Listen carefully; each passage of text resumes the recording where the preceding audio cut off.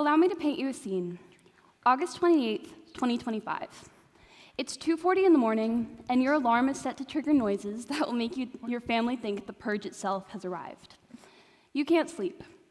College move-in day arrives in 5 hours, so you sit. Your brain cycles. How will you introduce yourself? What icebreakers or anecdotes can you prepare? Will people like you? What if you aren't interesting enough? You synthesize and you collect stories to tell, and when you start sorting through them, you notice something. They all trace back to someone, a friend, a parent, a person who made you who you are. I believe that everybody has their go-to stories, the ones we reach for in introductory conversations to construct a sample of our own being. As a freshman in college, we introduce ourselves through our past experiences, our past relationships. My 3 roommates and I tell winding stories about our home lives that intertwine with each other to create connections. Every conversation is flooded with descriptors of tears of laughter and spectrums of emotion.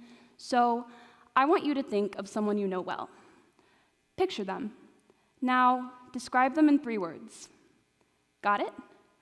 Here's what I'm betting. You probably thought of descriptors that were something like funny or stubborn and creative, or intense, loyal, and empathetic. When we truly know someone, we reach for the classic language of personality traits. But here's where things get interesting. When we turn that same question inward, when we describe ourselves, that language begins to shift. You've probably noticed it too.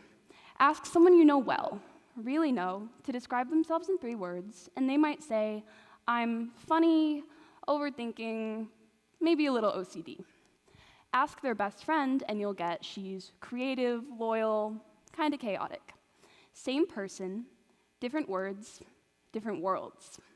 But the thing I want you to take away from that anecdote is the way we describe people reveals how we perceive them. But I also want you to explore this idea of personality versus pathology, and how that shift in how we label ourselves can result in a shift in how we understand what it means to be human. We're living through the quiet extinction of personality as we know it, where who we are is starting to sound more like a diagnosis than a description. Language itself is an heirloom. It's something we inherit, we reshape, and we pass on. And just like any heirloom, it changes with generations. It's something inherited, and it carries the fingerprints of generations before us. Like an heirloom, language can fade or it can fray over time if we forget to care for it, and that, I think, is what's happening to the language of personality today. It's a shift that feels small on the surface, yet it informs our own self-understandings. The same person, different words, different worlds. And that difference isn't random, it's revealing.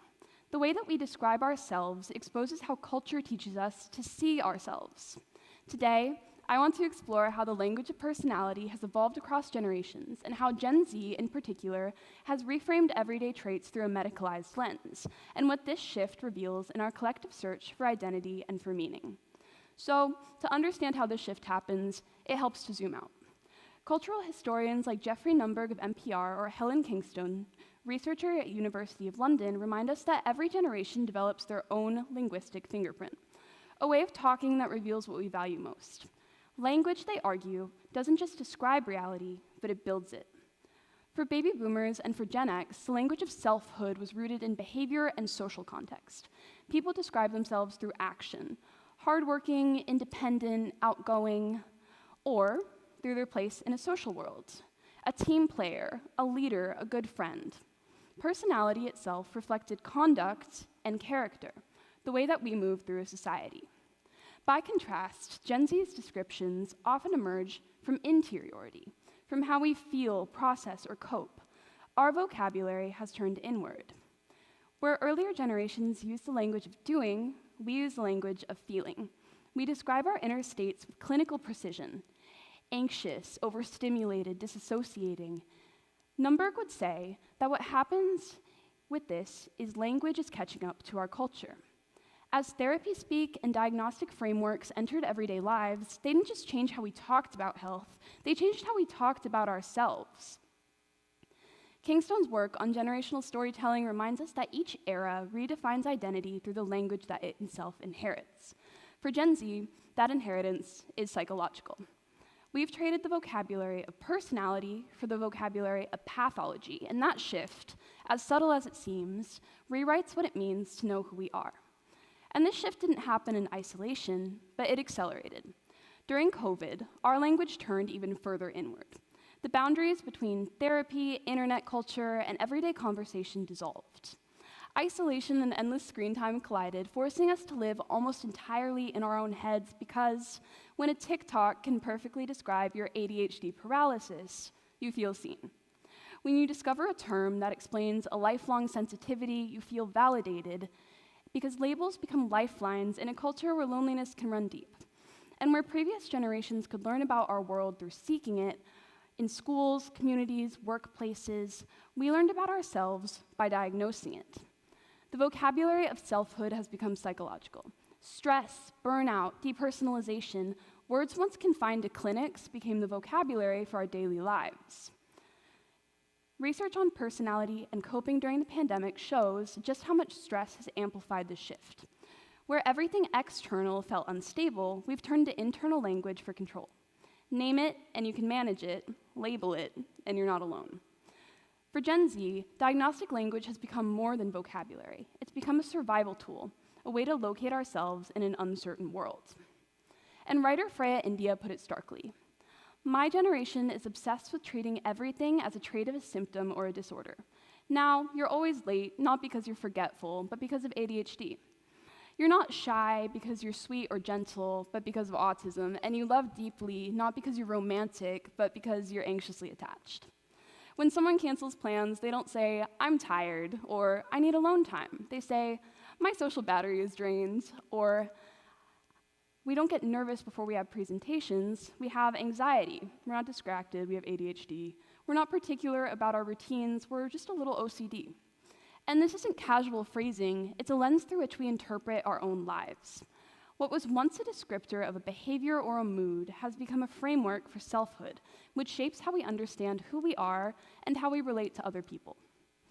Diagnostic language now dominates everyday speech.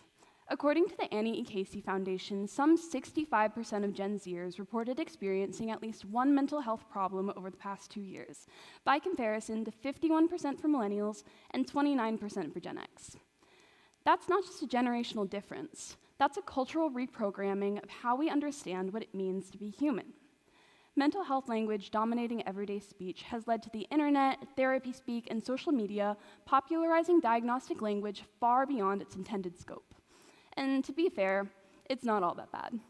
The destigmatization of mental health is one of the great cultural victories of our past decade. But there exists a strange shift when this clinical precision becomes a conversational shorthand. When the language of disorder becomes the language of identity. When every quirk or emotion becomes diagnostic, we risk losing language for normal human variation. As therapy speak spreads, it flattens us as people. What was once characterized as normal becomes disordered, and eventually, nobody feels normal anymore because normal no longer exists. But what makes something normal? What denotes stability, or at least enough sense to find meaning in life? Well, maybe the better question isn't what's normal, but who gets to decide it. Because as our language changes, so does our identity. So do the boundaries between wellness and identity, between simply being and being diagnosed. And when those boundaries blur, something more troubling happens. People who actually live with clinical conditions are left in the noise. When terms like OCD or depression become placeholders for personality, they lose their gravity. For someone managing intrusive thoughts or debilitating lows, hearing those words tossed around lightly can feel like a diminishment of real suffering. And the more casually we use diagnostic language, the more we dilute its meaning, and the harder it becomes for those who need help to be heard. As Freya India writes, language and therapy speak have taken over our vocabulary, narrowing how we think about hurt and suffering. In a therapeutic culture, every personality trait becomes a problem to be solved. Anything too human, every eccentricity, every habit, every feeling too strong has to be labeled and explained. And this inevitably expands over time, encompassing more and more of us until nobody is so-called normal. We haven't just medicalized suffering, we've medicalized being. And the result is a culture that confuses analysis with understanding. It's not that young people are making their disorders into personalities, it's that we're making our personalities into disorders. We've lost the language for who we are. And while that lens produces honesty, it also erodes metaphor. We stop asking, who am I becoming, and start asking, what do I have? But here's the thing about heirlooms. They can be restored, and so can language. At the start of this talk, I said that language is an heirloom. It's something that we inherit, we reshape, and we pass on. Every generation receives a version of it, marked by the fingerprints of the ones before. Some words we polish and preserve, others we outgrow, but either way, what we choose to keep or to redefine reveals what we believe about being human. And right now, we have the chance to restore our linguistic heirloom. We can acknowledge the immense value of mental health awareness while also protecting space for normal human variation. We can say that someone is struggling without disordering them, and we can feel anxious before an interview without pathologizing the moment. We can recognize that although there's importance in determining and discussing clinical conditions that require treatment, there will always be the necessity to preserve space for normal human variation within mental health. Because the words we inherit become the heirlooms we live by. They don't just reflect how we see ourselves, they shape the future identity of language and inevitably become what we pass on. So, the question is, what kind of reflection do we want to leave behind? Do we want a generation that recognizes itself through the full language of disorder, or one that can still speak in the rich spectrum of what it means to be human? Because we are not diagnostic codes, we are contradictions, and we deserve a language that's big enough to hold that. Because in the end, what we preserve matters, what we question matters, and how we transform what's handed to us is what matters most of all. Thank you.